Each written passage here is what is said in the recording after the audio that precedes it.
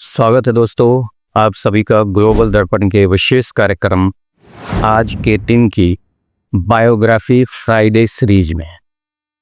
जैसा कि हमने आपसे वादा किया था कि हर शुक्रवार हम लेकर आएंगे एक ऐतिहासिक व्यक्ति की जीवनी, तो आज से हम शुरू कर रहे हैं उस महामानव की गाथा जिनके विचारों ने भारत को न्याय, समानता और मानवाधिकारों का अर्थ समझाया।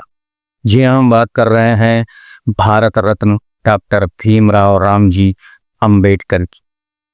और आज हम जानेंगे उनके जीवन का पहला और सबसे संघर्षमय अध्याय, उनका बचपन और प्रारंभिक शिक्षा। तो चलिए शुरू करते हैं। डॉक्टर भीमराव अंबेडकर का जन्म सभी को पता है 14 अप्रैल 1991 को मध्य प्रदेश के मऊ शहर में हुआ। वो महार जाति से थे जिसे तब अछूत माना जाता था।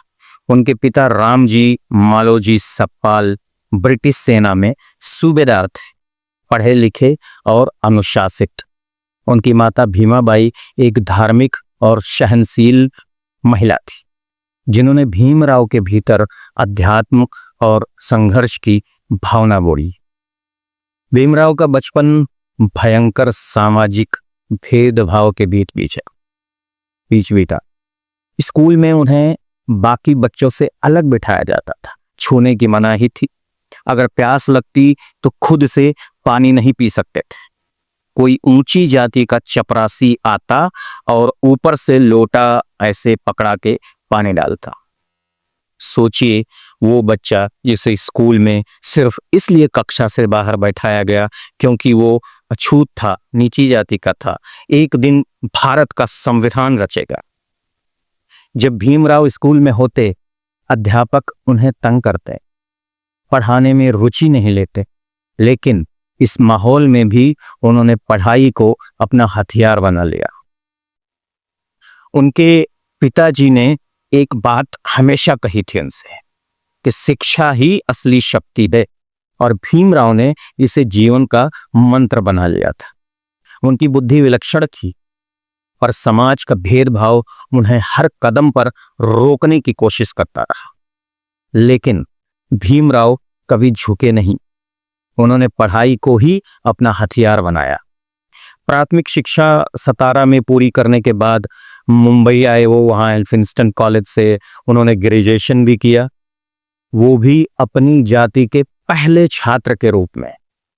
जब उन्होंने मैट्रिक परीक्षा पास की थी तो पूरे समुदाय में जैसे उत्सव का माहौल था, उत्सव मनाया गया था। लेकिन जीवन आसान नहीं था। उनकी मां का निधन बहुत कम उम्र में हो गया था और परिवार की जिम्मेदारियां भीमराव पर आ गईं। ग्रेजुएशन के लिए वो मुंबई यूनिवर्सिटी में दाखिल हुए और वहां भी उन्होंने अद्भुत प्रतिभा का प्रदर्शन किया। उसी दौरान उन्हें महाराजा सयाजीराव गायकवाड़ की छात्रवृत्ति भी मिली, जो उन्हें विदेश भेजने के लिए पर्याप्त थी। 1913 में अंबेडकर अमेरिका के कोलंबिया यूनिवर्सिटी गए। यह कदम उनके जीवन का सबसे बड़ा मोड़ था। वहां उन्होंने समाजशास्त्र, अर्थशास्त्र, राजनीति और कानून जैसे विषयों में गहरी पकड़ बनाई। 1915 में उन्होंने एमए की डिग्री ली और 1917 में पीएचडी। उनका शोध पत्र the problem of the rupee Bharat अर्थव्यवस्था पर क्लासिक माना जाता है। लेकिन इस सफलता के पीछे छुपे हैं वो हजारों अपमान जो बचपन में उन्हें झेलने पड़े थे। उनके जूते तक क्लास में चोरी हो जाते थे और पहनने के लिए उन्हें बोरे का टुकड़ा कहीं न कहीं मिल जाता। पर उनके इरादे फौलादी थे। उन्होंने कभी हार नहीं मानी। उन्होंने खुद से कहा, अगर शिक्षा ही मेरी इज्जत दिला सकती है तो मैं खुद को इतना शिक्षित करूंगा कि कोई मुझे नीचा ना दिखा सके।